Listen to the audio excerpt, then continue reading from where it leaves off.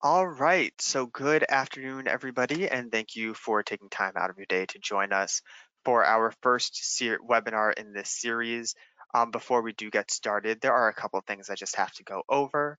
First, as I mentioned, and as you probably know, this is just the first webinar in our short series that's going to be focusing on career help and job search assistance. We're going to be having a couple more sessions in the start of December, so feel free to sign up for those as well in the follow-up email that we sent out. We'll have some more information as well as links for you guys to click and sign up for those. The webinar we have on December 1st is going to be going over the online application process as well as some tips on conducting a successful interview, along with a couple of other things. And then on December 4th, we're going to have a special Q&A session to go over any questions that we can't get to today, as well as just kind of having an open platform for you to ask any of your pressing questions. So please don't miss out on those. Sign up and share with anyone who you think might be interested. I also wanted to let you know that on the right-hand side of your screen, you should see a control panel. Here, you're going to have access to all of your audio settings, as well as a question box, which you are more than welcome to be using throughout the session. Once the session's over for about 10 or 15 minutes, we are going to be hosting a short Q&A, so we can discuss any of your questions or go into a bit more detail about some of the topics if you need. And if you ever have any technical questions or issues, drop a question into the question box and I'll be helping to troubleshoot all of that as well. And if they persist, if those technical issues persist, there's going to be a recording sent to everybody, so don't stress about that. You'll still be able to access all of the information. Now, back to the presentation. My name is Marcus Nebro. I am the client services specialist over at Tutor.com. I primarily work with our library partners, but I have some experience working with our K-12 as well. And when talking to all the different partners that I work with, something that I've noticed is that this year has been just a super prolonged adjustment period for everybody, and especially for those who are getting into the job market, whether you're dipping your toes in for the first time or jumping back after a couple of years, so much has changed, and we wanted to do our part to kind of make that a little bit easier for you. So, similar to our summer series focusing on student success, we wanted to focus on job seeking to kind of make your life a little bit easier.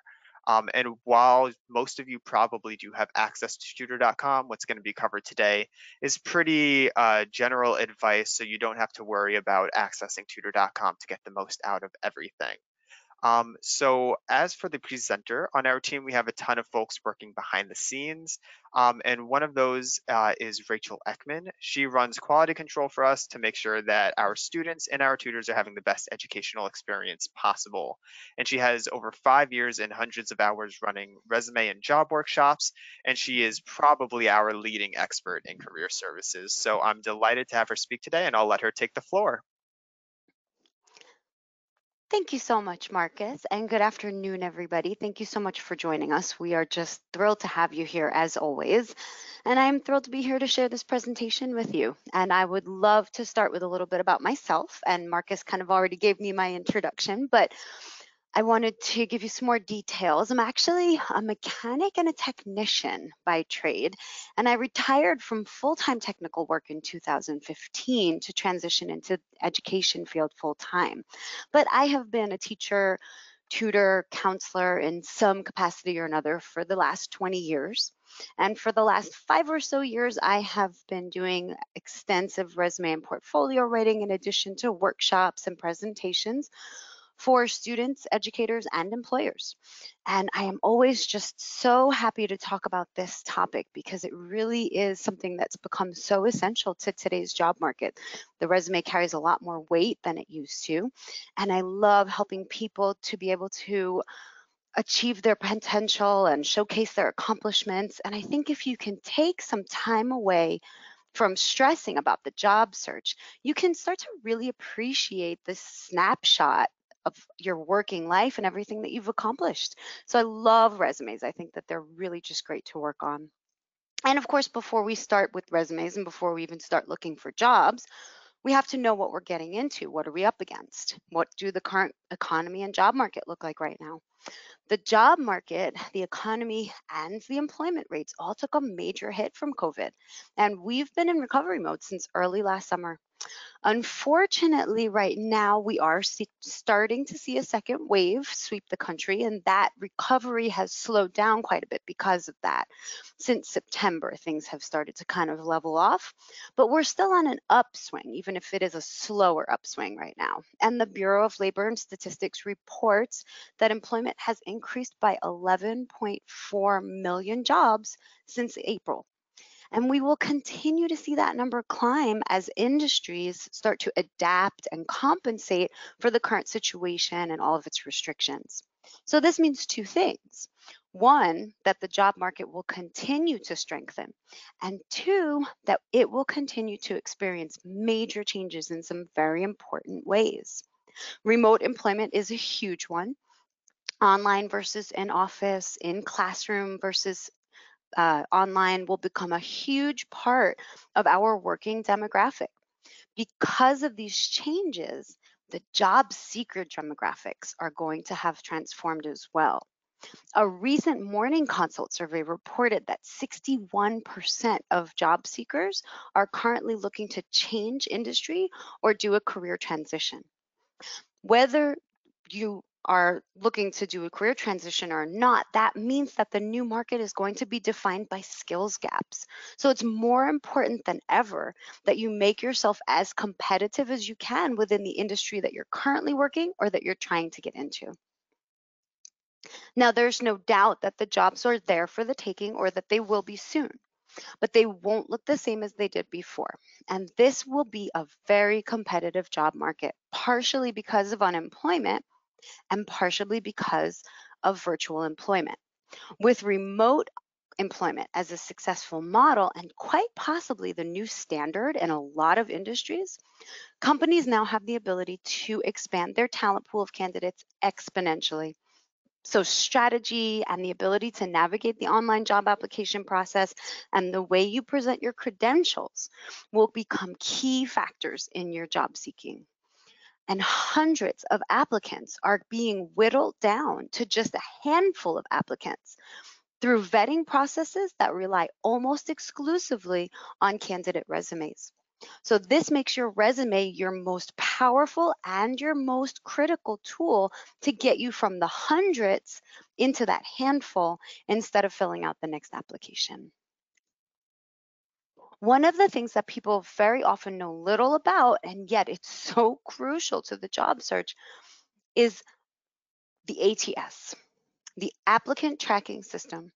Now, this sounds like it's a job, to organize and record all the applicants for an open position, but that's not really the case. The name is actually deceiving because online hiring systems are not really set up for selection and tracking. They're really set up for elimination. The history of the ATS is that it was created as a solution to large corporations being inundated in just hundreds or thousands of resumes, too many applicants to reasonably filter through.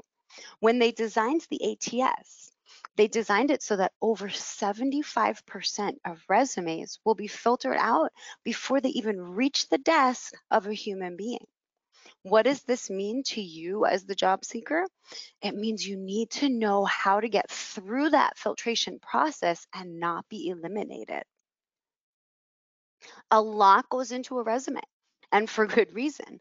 With the online application set up as it is, this one single document has the power to advance or impede your chances at landing that perfect job. And we'll go over all the major considerations in resume writing throughout this webinar, and it may seem like a lot.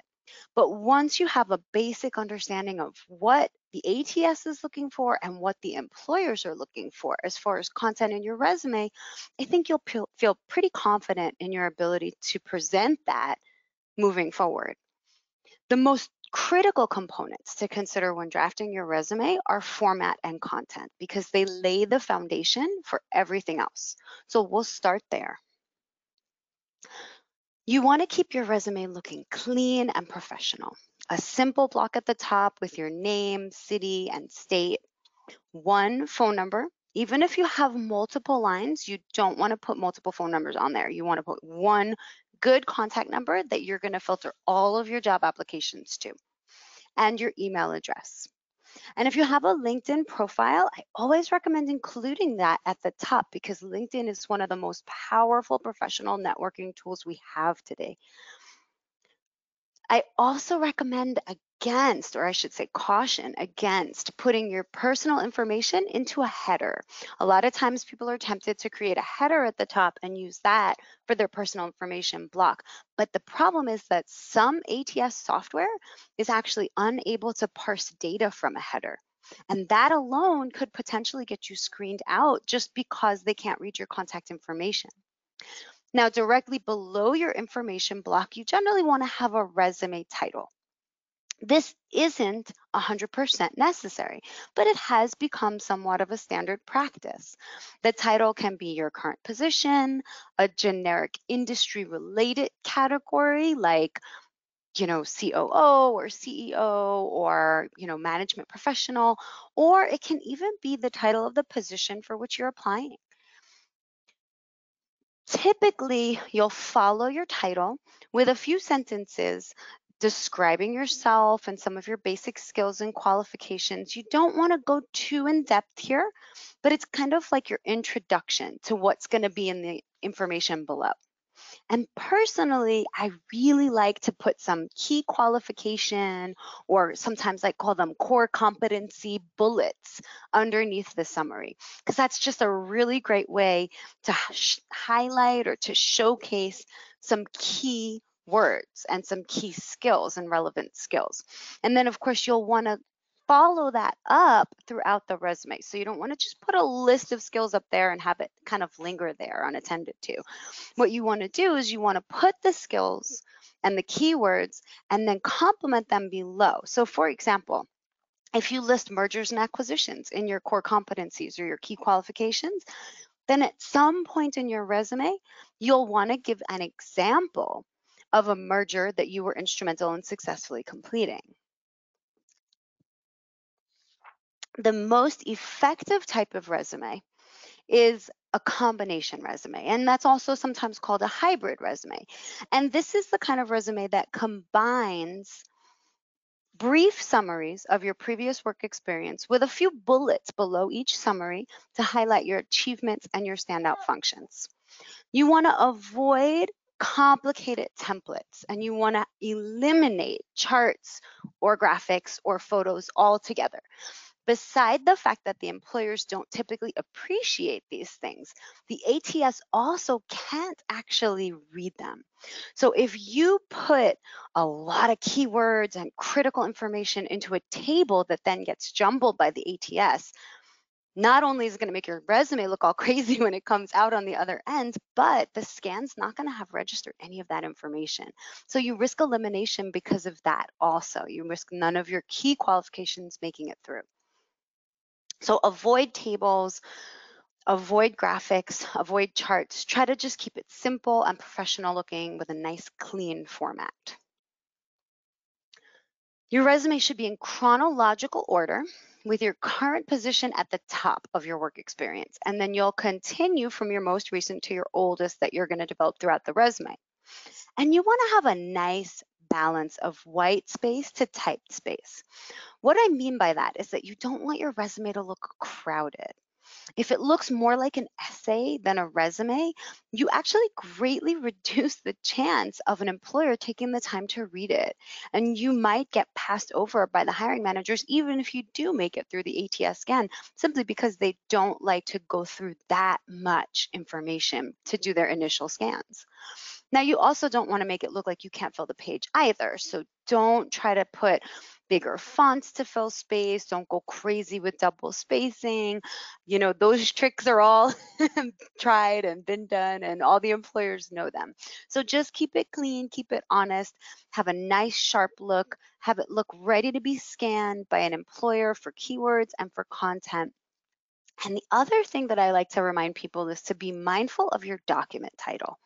If you're uploading your resume as an attachment, as most people often are, then the file name might be visible to the employer. So if it's like resume draft 532, or if it says like the name of the job that you're applying for, these are things that you don't necessarily want to divulge to the employer, that you have all these drafts or all these applications.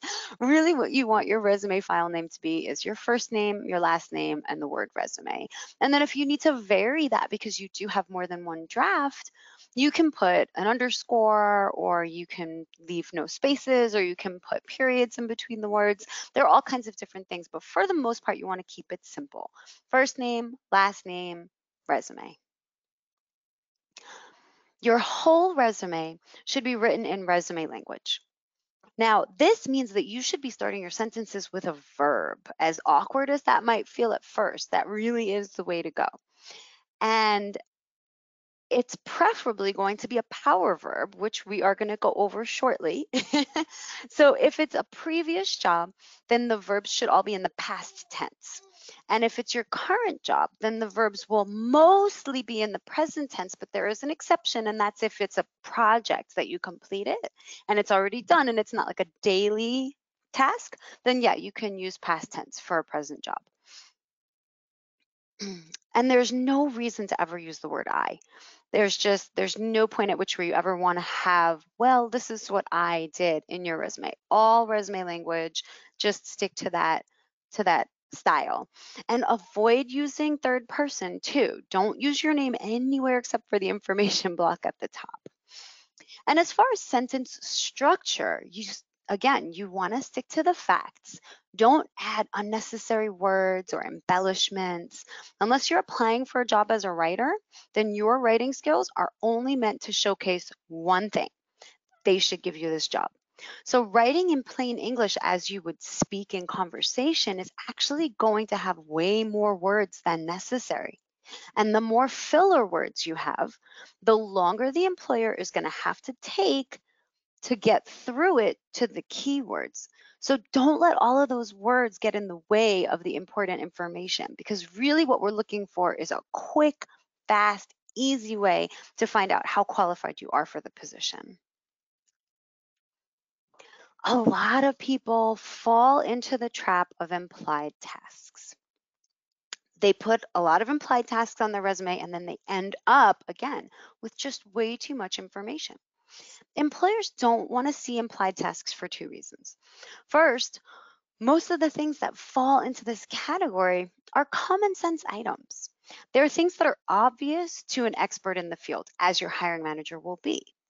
The other reason is that if your resume is full of implied tasks, it could lead to the assumption that you lack other important content to share.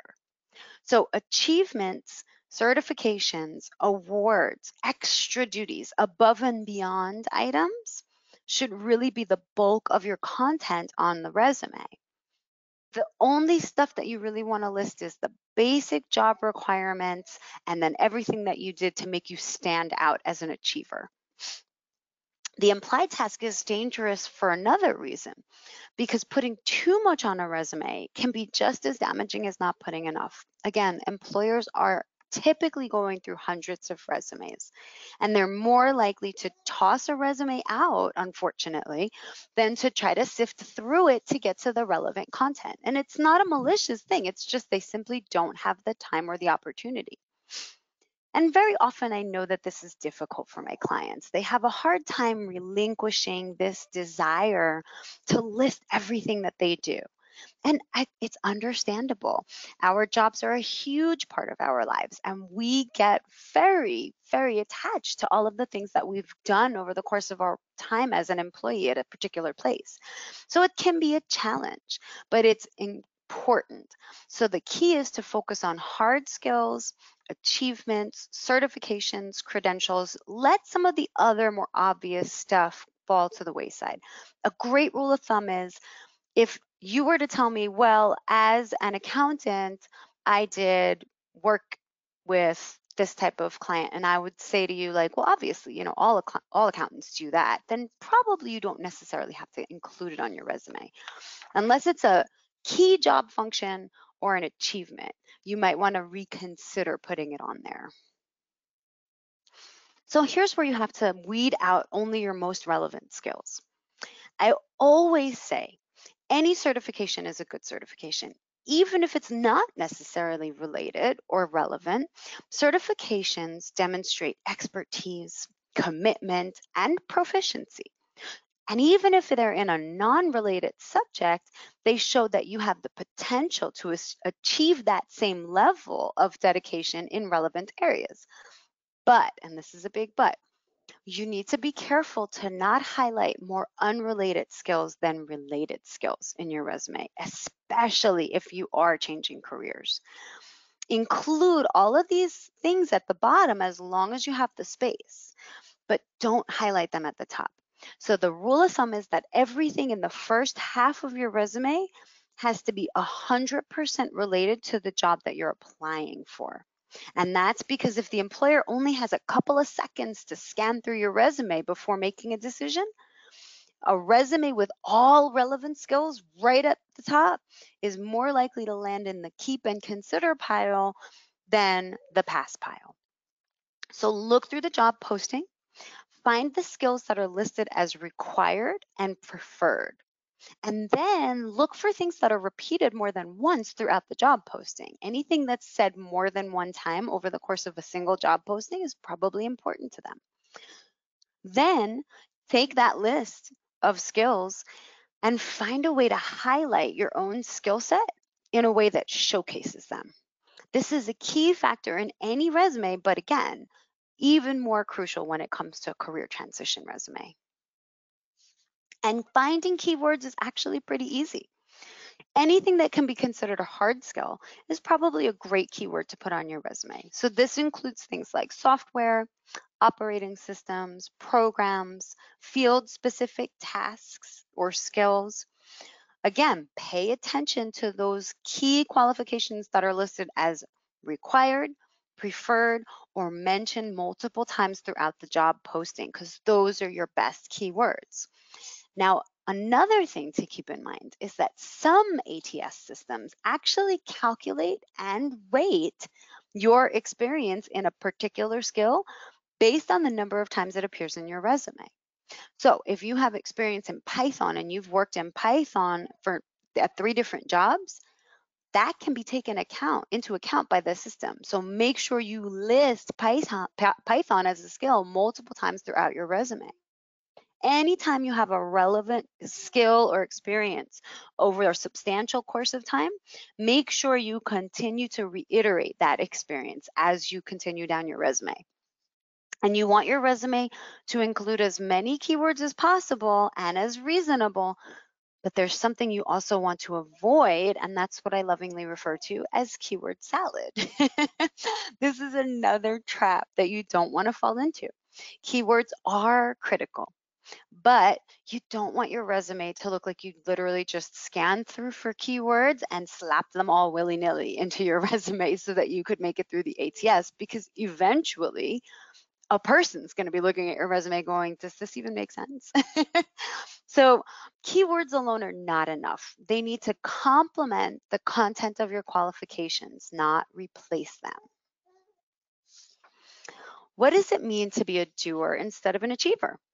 In the technical world, the example I would give is that you've got 2 mechanics. One just pops the cap and changes your oil, and then the other does an inspection of the vehicle while waiting for the oil to drain, and he finds a defect in the brake system. So that second technician just caught and repaired a potentially dangerous safety concern while also increasing business, customer trust, and loyalty. In other words, are you just dialing it in, or are you going above and beyond? Given the option, every employer is going to prefer to hire somebody who's going to go above and beyond. What does that have to do with your resume? Well, if your work history shows that yes, you meet all the minimum requirements for your position, but that's it, then you run the risk of being passed over for someone whose resume portrays them as that achiever, that person who goes above and beyond. And I know the concept of doer versus achiever is relatively simple, but it can still be tricky to showcase. Quantifiable data is extremely helpful here. increased sales by this many dollars, cut overhead by this percent, expanded the company's client portfolio by this many clients, developed and managed this many key accounts. These things are really, really, really great to have. But even if you don't have a lot of quantifiable data, that's okay, because here's where your power verbs come in. What is a power verb? Well, a power verb is also known as an action verb, and these verbs are going to give weight to your achievements as opposed to diluting them. You didn't just do stuff, you achieved great things, right? You didn't just meet the expectations of your position, you exceeded them. And given the opportunity, you'll continue to exceed and excel for your next employer. Persuasive writing is all about word choice. You can either mow the lawn or you can perform critical preventive maintenance on a key piece of property. Take a look at these two sentences. They are saying almost exactly the same thing, and yet they do it in very different ways. Think of your resume as a personal marketing tool. It is a written elevator speech, and you have 15 to 20 seconds to pack as much punch as you possibly can into your resume, because that's the length of the average first look at a resume from an employer. So the thesaurus is really going to be your best friend here, because you need to choose your words very carefully. What are screen out factors? Screen out factors are things that are very likely to get your resume tossed out at some point before you make it to an interview. Now, there are two rounds of screening. One is the ATS, which we've talked about, and that's the big one, right? That's that 75% of candidates. That's also followed by the initial look from the employer, and that's that brief 15 to 20-second scan. And at that point, if they don't like what they see, they're very likely to toss your resume. It sounds like a negative thing. It sounds like it's just made to get rid of you. But what screen out factors really are is just rooted in the desire to find the best long-term candidate for a position. The National Association of Colleges and Employers estimates that the cost of hiring an employee in a company up to 500 people is approximately $7,600 today. That's a hefty price tag to spend on someone who is unlikely to stick around. No organization wants to keep shelling out money to fill the same position over and over again every couple of years. Now, the good thing is that screen out factors on your resume are not necessarily going to be screen out factors in an interview. During an interview, you'll have the opportunity to explain and present your work history in a positive light. But that means that you have to get through the screening process to the interview. So mitigating the appearance of screen out factors on your resume is critical. Some screen out factors are an easy fix. Creating a professional email address, using spell check or grammar check, having someone proofread for you that you trust. Other factors can be trickier. The key to mitigating screen out factors in your resume is to use strategy and honesty. So if, for example, you're worried that your work at one of your jobs that lasted less than a year may hurt your credibility, you can try using just years instead of month, year, dates on your employment blocks. If you were the owner or founder of a company and you're worried that employers might think you won't be manageable, which is a valid concern, try giving yourself a position title instead, something that describes the work that you did as the owner founder. So CEO, director, manager, hiring, HR, something to that effect. Try to make it a position title that's related to the job for which you're applying now. That's the trick. If your employment history goes back 40 years and you're concerned about ageism, which again, very valid concern, only develop the last 15 years of employment. I would say 20 at the absolute max, no matter what. And then you can list some of the other positions you've held without details or dates in what we would call an additional experience section at the bottom of your work. Do whatever you can to get your resume through the screening process and to mitigate screen out factors, but never, ever, ever lie on your resume. Military crossover resumes can be very tough to write for a variety of reasons. First and foremost, a lot of things that are incredibly important when you're in the military mean nothing in the civilian world, and I can tell you that from personal experience. Think weapons qualification, fitness test scores, even awards and commendations. These things just don't translate. And the job process itself, the job seeking process, can be daunting, particularly if you were of a certain rank in the military. It can be scary to think that you might have to start all the way back at the bottom now that you're getting out. And of course, the job seeking experience looks nothing like what they promised you when you were getting recruited. Images of hundreds of employers competing to hire you go right out the window by the time you filled out your 50th application, right? The good news is that employers really do want to hire military veterans. It's just that so often their resumes never even make it to the employer's desk. If you can craft a resume that will make it through the screening process, you actually have an outstanding chance of landing the job. But that means you need to resist the urge to start your summary block with military veteran with over 10 years in the Army, or listing every AAM, Good Conduct Medal, and RCOM you've ever received. Now, Tutor.com has a wonderful partnership with the DoD, and we are just grateful for the opportunity to go above and beyond for our service members, veterans, and their families whenever possible. And we understand that the transition from military to civilian can be challenging. It is a unique situation that 99% of the country doesn't really comprehend. So crafting a military resume is delicate work, but there are tons of great resources out there to help.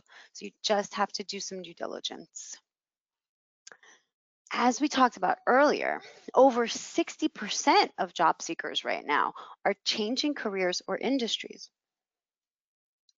This too can be a daunting and overwhelming process under normal circumstances, and it is no doubt exacerbated by our current situation and the current job market.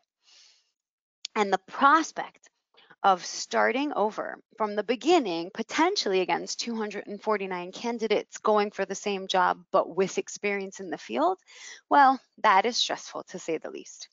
But don't let that get you down, because this is actually a wonderful time to change careers. So many companies themselves are in a state of transformation and evolution that they are much more receptive to candidates with the skills and abilities and attitude they're looking for.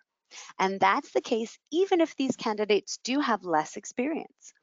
Things like adaptability and flexibility are super duper critical in today's job market. And they're also great keywords to keep in mind for your summary or your cover letter. So you might want to jot those down. And again, don't forget your relevant crossover skills. When writing a crossover resume, a career transition resume, you want to showcase the skills that are universally applicable.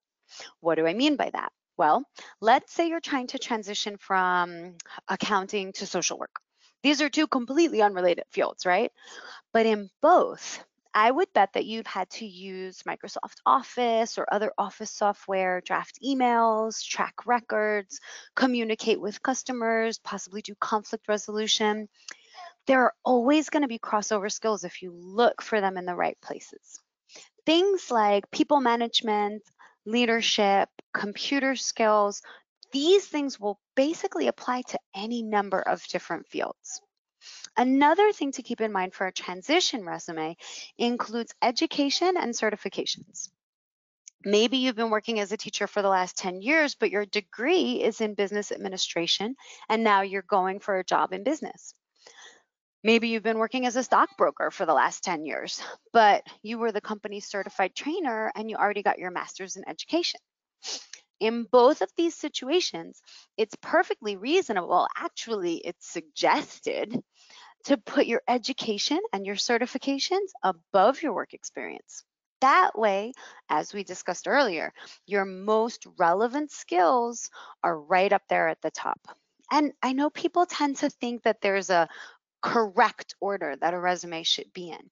But don't be afraid to reconfigure the sections of your resume to put your strongest qualifications at the top, because that will always do more good than going by that standard order. I always like to talk about social media and seeking employment in the digital age because people tend to really underestimate the impact that this has on today's job market. In today's world, your first impression is made before you have the opportunity to even introduce yourself. So, things that you need to consider before you start filling out job applications is your email address professional. 75% of unprofessional email addresses will be tossed. What does that mean? First name, last name, at whatever handle it is. And if you can't get that one because it's taken, add up to 3 numbers. Putting more than 3 numbers is usually a little bit excessive. Try changing them up, try doing first initial, but really keep it simple. I promise you that makes a bigger impact than what you might think. Is your voicemail message professional? When an employer calls to offer you an interview, if you miss the call, are they going to want to leave a message based on what they hear before the beep? What would an employer think if they were to just Google you real quick and browse over your social media? What kind of impact, what kind of representation will you have on the organization if they were to hire you? How will your online activities reflect? You know, more than 50% of employers surveyed have reported rejecting a candidate that they would have hired after looking at their social media. And 95% of recruiters are going to check your social media before they even consider contacting you. The best advice I can give you about this is to be mindful of your digital footprint and, if need be, scrub it before you start filling out applications. And of course, there's a positive side to social media, and that's professional networking. And we talked a little bit about LinkedIn previously, but over 90% of recruiters have hired someone that they found just through LinkedIn. And it is estimated that as many as 60% of jobs are candidates are selected without posting the job. So professional networking has become huge through things like LinkedIn. So I strongly recommend having a LinkedIn profile, but you have to really take some time to get it right. So you want to make sure that your LinkedIn profile aligns with your resume and complements your resume. Now, yes, you can put a little more on there than you did on your resume, but make sure that you don't have different, conflicting, contradictory information or outdated information, because that will raise a red flag if the employer checks your LinkedIn after they see your resume. And please be sure to keep everything on your LinkedIn profile professional. Everything there should have to do with your profession, with the job search. It should not be anything that you'd post on social media, and that includes the photo that you put on there. The thing about common mistakes on resumes is that most of them are the actual easiest to fix. There's just no reason to submit a resume with spelling errors or grammatical errors. There's so many resources out there to help. And another common mistake people make is forgetting to update your resume. Your resume should be updated constantly, even if you're not looking for a job at the time. And if your job search takes a few months or even a year, you should be updating your resume as you go along. So the resume that you submit today shouldn't look the same as the resume that you submit 2 months from now. Another common mistake, and truly this is a huge pet peeve of mine, is sending out a resume with a blank page at the end. You would be surprised at how often this happens. First of all, it's false advertising. It looks like your resume is 2 pages when it's really 1, or it looks like your resume is 3 pages when it's really 2. And it is wasteful and can be annoying to an employer if they print your resume and it comes out from the printer with an extra blank page that they have to throw away right away. And more importantly, it can reflect poorly on you. Now, I understand how it happens. It's very easy. You know, you're editing and at some point you put an extra line space somewhere, or you deleted some content and didn't shift things up, and bam, there you go. 2 pages of content and a blank. But you really, and I can't stress this enough, you really need to remember to delete that blank page because it shows a lack of attention to detail and maybe even a of pride in your work because the employer might just assume that you just slapped it together and fired it off without taking it seriously enough to present a polished resume. So if you're listing proficiency in Word, it's also going to undermine that as well, right? So please be sure to delete that blank page and only send whatever pages you have content on. Now, everybody's favorite burning question, do I really need a cover letter? The short answer is maybe. If the online application has an option to attach a cover letter, though, then the answer is yes. You absolutely 100% should include one. And the very simple reason is this. If the resume is required and the cover letter is optional, and you include the resume, but not the cover letter, then the very first thing you are showing this company is that you do the minimum that's required. And again, we know that you want to be an achiever and not a doer, right? Everyone knows, including the employers, that people hate writing cover letters. You have to show them that you're writing them this cover letter because you will do whatever it takes to get hired because you're the candidate that they really need. And a cover letter can be especially helpful for career transition resumes, military resumes, and in particular, recent graduate resumes. Because the cover letter gives you the opportunity to remind the employer that whatever you lack in specific work experience related to that position, you will more than make up for with your invaluable, intangible skills and dedication. Cover letter formatting is also really important. Again, it just goes to presenting that best, most polished set of documents that you can. Another pet peeve of mine, if your cover letter and resume don't match, it gives a disjointed appearance. It looks like you're all over the place and, just submitting willy-nilly.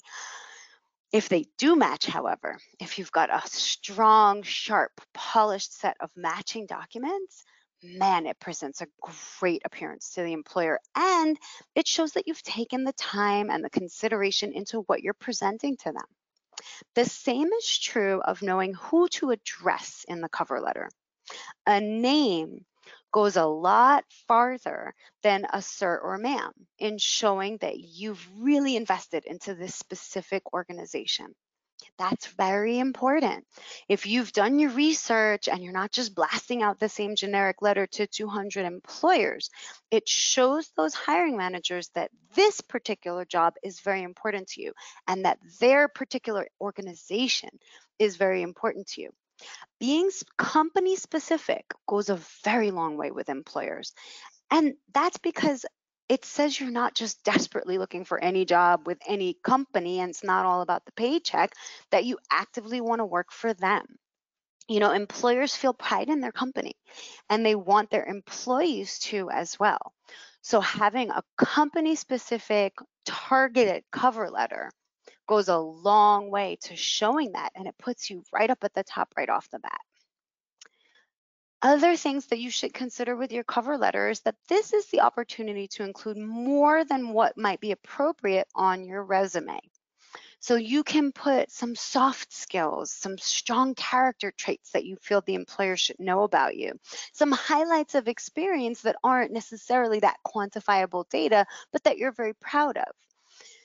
Again, excellent for college graduates because you might be lacking a little bit in work experience, but you can showcase your other really strong traits and skills. Make sure you appear confident, but not overly confident, not, full of yourself.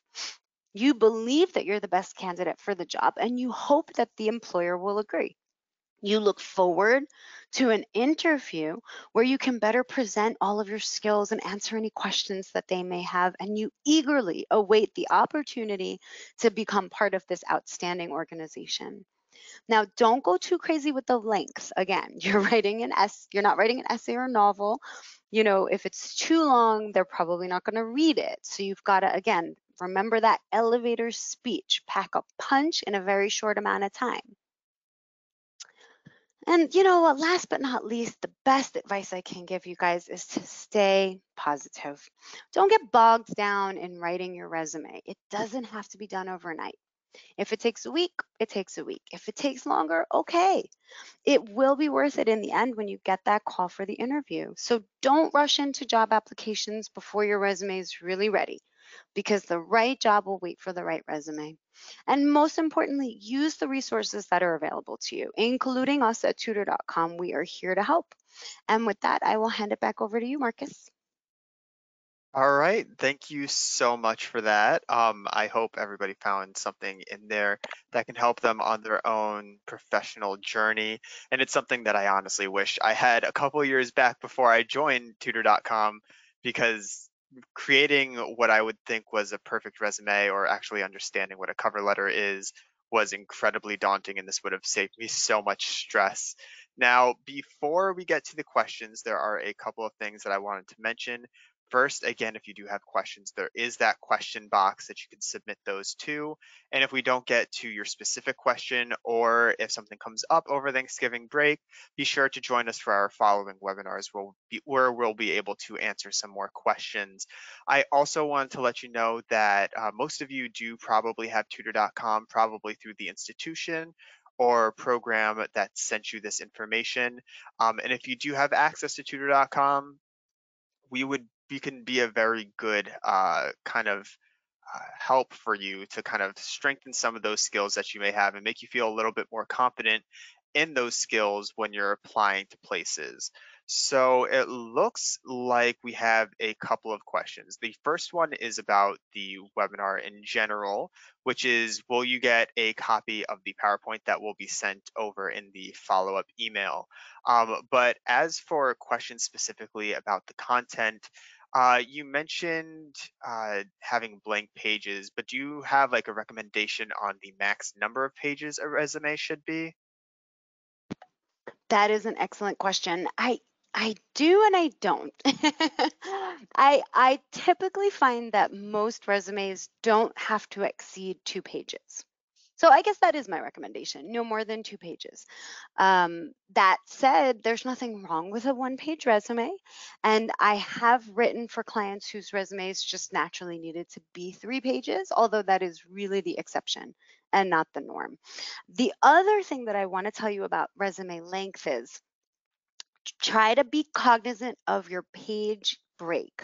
So if you can, don't go crazy, because again, you don't want to take too many liberties with the spacing. But if you can, you want to try to avoid splitting a single employment block over the course of 2 pages. So like if you have your summary on the bottom of page 1 and then just some random floating bullets at the top of page 2, you want to try to avoid that if it's at all possible.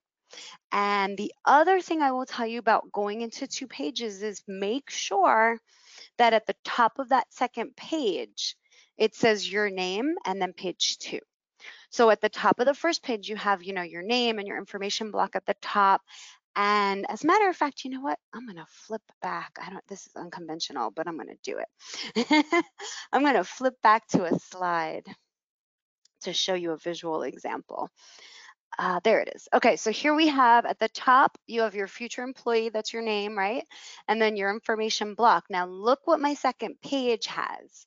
See right up there at the top, it's gonna have my name and then page 2. And you wanna make sure that if you have a 2-page resume, that they are able to be retrieved. If one of them falls on the floor, they'll know that that's the page 2 to your page 1.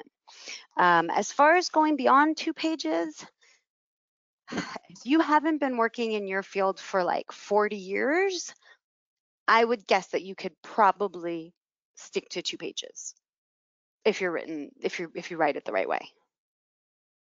Awesome, thank you. And then we also have something that I've always worried about kind of when I was doing this whole process is, should resumes and cover letters be sent as a PDF or a Word, or what are your kind of thoughts about that? That is an excellent question also. Typically, I recommend sending your resume as a PDF, and the number one reason for that is just because it is less likely to lose its format. during the sending process, right? So if you have Office 365 and you're sending it to a company that's using a newer or an older version or a completely different operating system altogether, there is the chance that a Microsoft Word document or some other type of document could get lost somehow in the translation. You can lose some formatting, you can lose some spacing, and then all that work that you've put into making this really sharp, good looking spaced document has gone out the window. So I recommend PDF. PDF also has not a foolproof, but a little bit less of a likelihood to get jumbled in an ATS scan. Um, of course, the flip side of that is that some of the earlier ATS softwares couldn't read PDF, but for the most part, employers are all using PDF-friendly ATS now. So I would say PDF is probably preferable. If there's a system that insists on a Word document, it's usually there. Like it'll usually say to you, it has to be uploaded as a PDF or it has to be uploaded as a Word document. So they'll usually tell you if they insist one way or the other.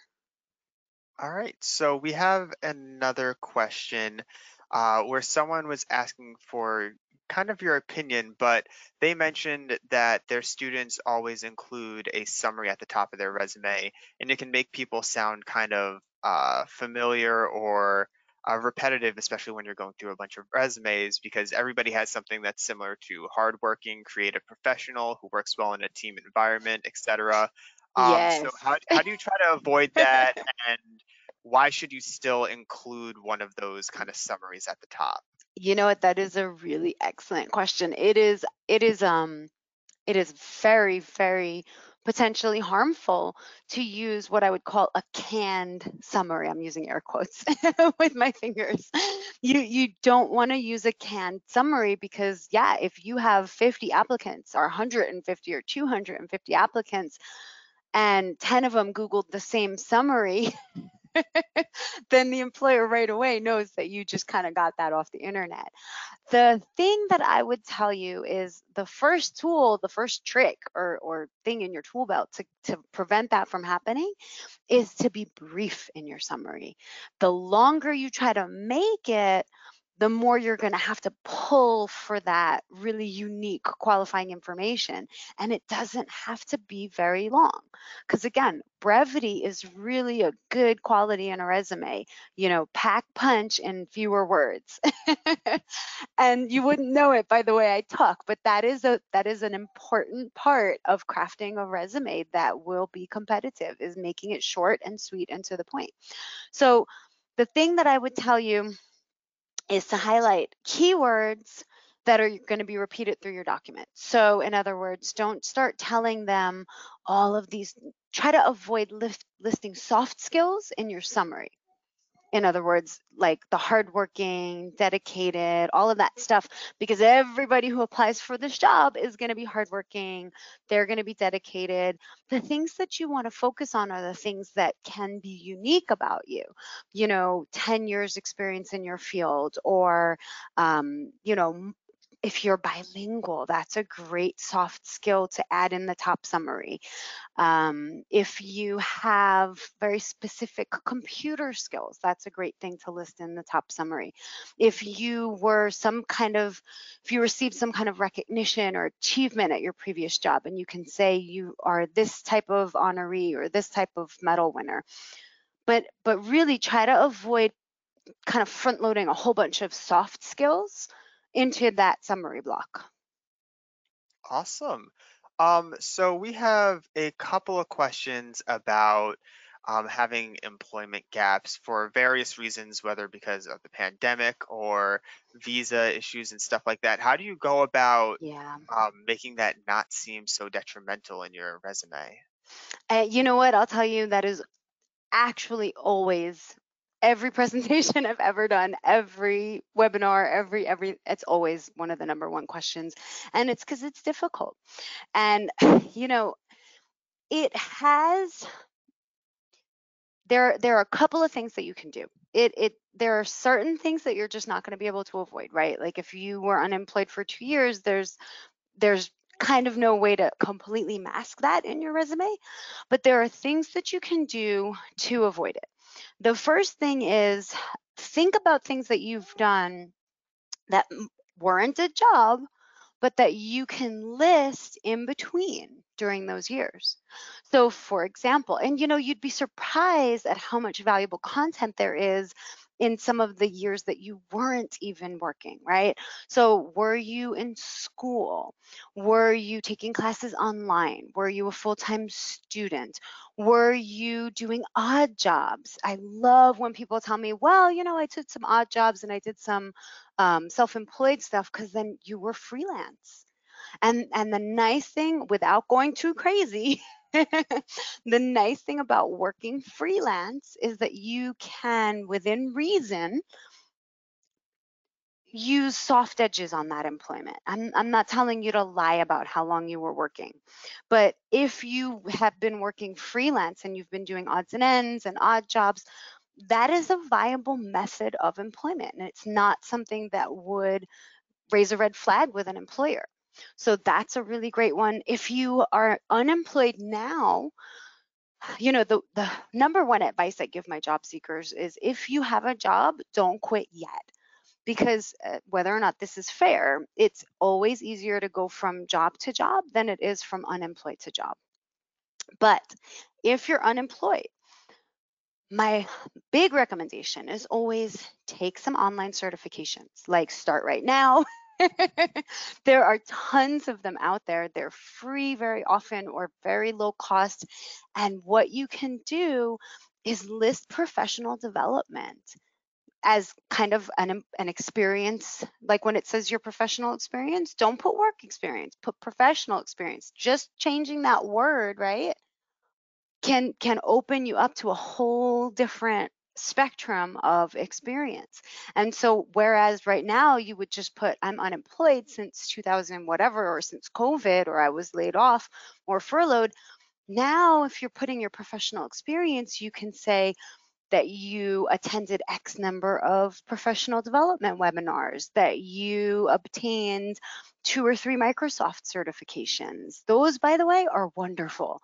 Anything that you can put a badge on your LinkedIn is wonderful. Microsoft certifications are great. Professional development certifications are great. LinkedIn and Indeed and Monster.com, all of these job seeking sites, they have quizzes and tests that you can take and little online classes. So there's a ton of stuff that you can do to fill those gaps. There really is. So don't be discouraged by that. Just be creative. Think outside the box a little bit. All right, so we have time for, I think, one or two more questions. Again, feel free to submit the questions that you have. And if we can't get to them today on the December 4th webinar, we will be going through all the questions we've missed as well as anything else that comes up. But someone asked, should you include interests at the end of your at the end of your resume, or things like internships, kind of other things that maybe aren't specifically uh, past experience with jobs? This is a really important question, and thank you for asking it. So, yes and no. Internships, absolutely. Internships are work experience, whether or not you were paid, whether or not you were in college at the time or a student. Internships are professional experience because you were working, you were an intern, and that's a great way to showcase your dedication too. Because if you have unpaid internships, then the employer knows that you're dedicated to professional development regardless of pay, right? That's a wonderful thing to include. As far as personal information, and when I say personal information, I mean hobbies, even volunteer work, charitable efforts, be very careful. The thing about employers that I always like to remind my clients is that they are people. And all of us, myself, all of you, we are all not immune to bias. We all have our own biases. And as much as we try to mask them, and as much as we try to remain objective in professional situations, those biases will creep in.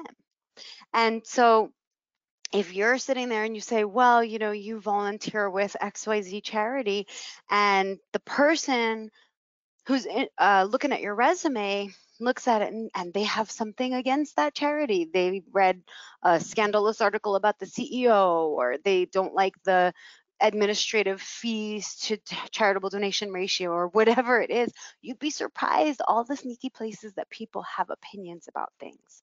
So I really caution against divulging anything that isn't strictly professional, and really, again, the employers are just doing like these quick scans of your resume anyway. You really want to stick to the facts, stick to the job, stick to the professional stuff. To that end, I wouldn't even put references available upon request at the bottom of your resume. I know people just kind of automatically, it's like a reflex to do it, but they already know. If they want the references from you, they're going to ask regardless of whether or not you put that at the bottom of your resume. So again, just remove all unnecessary, you know.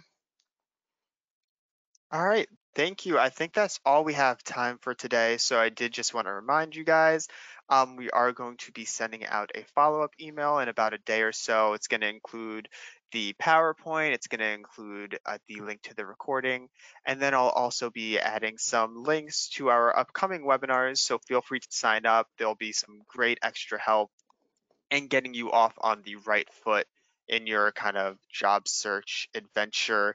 So, yeah, thank you all for joining us today, and we look forward to seeing you again soon. Have a great day. Bye.